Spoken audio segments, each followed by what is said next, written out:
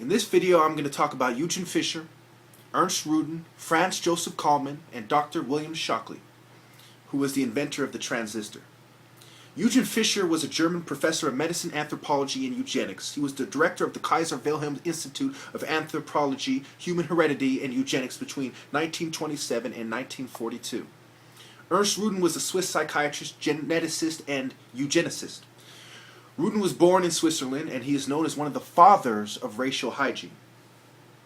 Franz Kallman, a German-born American psychiatrist who was also a Jew, was one of the pioneers in the study of the genetic basis of psychiatric disorders. He did studies on twins, and he looked into the heredity and the environment in the pathogenesis of psychiatric diseases. Kallman was born the son of a surgeon, and he fled Germany in 1936. He died in 1965 in America. So he studied under Ernst Rudin.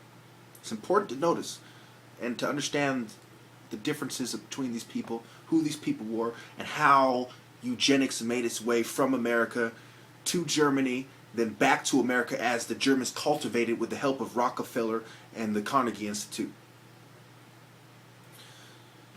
I don't want to make this video too long, so let's wrap it up here. Okay, so basically, Dr. William Shockley, in an interview in 1974, made the claims that he is a raceologist, not a racist, which is basically an educated racist, according to him.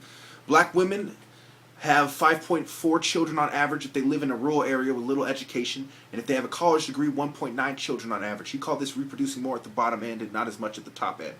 And he said whites have nowhere near as severe a problem, even though whites who live in the rural area have 3.5 children on average, and if they have a college degree, white women, they have 2.3 children on average. And this is what he calls nowhere near as severe. It's a fucking idiot. But anyway, he says black people are superior when it comes to visual acuity, which is how well you can read things, you know, the sharpness of the rectal focus of the eye.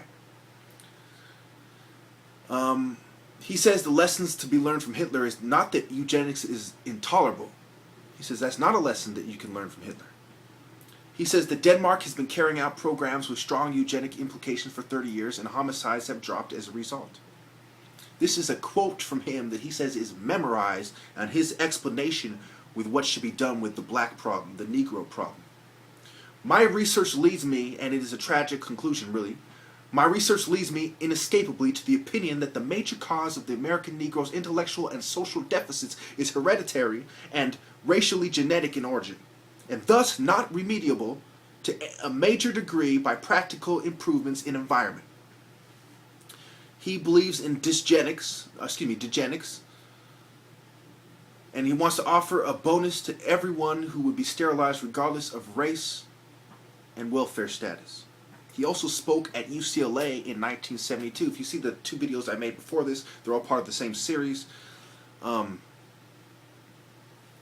They talk about how Stanford, Yale, and other Ivy League colleges were involved in eugenics and promoted them, and the president of Stanford wrote a book about eugenics.